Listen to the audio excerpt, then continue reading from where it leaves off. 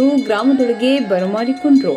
ಶ್ರೀಶೈಲ ಮಲ್ಲಿಕಾರ್ಜುನ ಬ್ರಹ್ಮರಾಂಬ ದೇವರ ದರ್ಶನ ಆಶೀರ್ವಾದ ಪಡೆದುಕೊಂಡ ಬೆಳಗಾವಿ ಜಿಲ್ಲೆಯ ಮೂಡಲಗಿ ತಾಲೂಕಿನ ಹಳ್ಳೂರು ಗ್ರಾಮದ ಸಾವಿರಾರು ಗ್ರಾಮಸ್ಥರು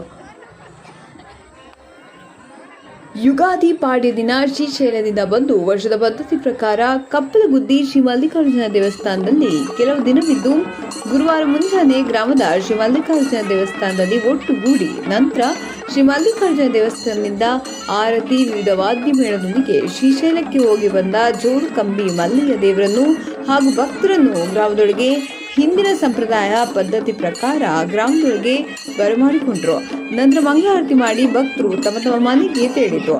ಭಕ್ತರು ನಾಷ್ಟ ತಂಪಾದ ಪಾನೀಯ ವ್ಯವಸ್ಥೆ ಮಾಡಿದ್ರು. ಬರುವ ಸೋಮವಾರದಂದು ಕಂಬಿ ಐದೇಶಿ ಕಾರ್ಯಕ್ರಮವೂ ಜರುಗಲಿದೆ. ವರದಿ ಮುರಿಗೆಪ್ಪ ಮಾಲಗಾರ.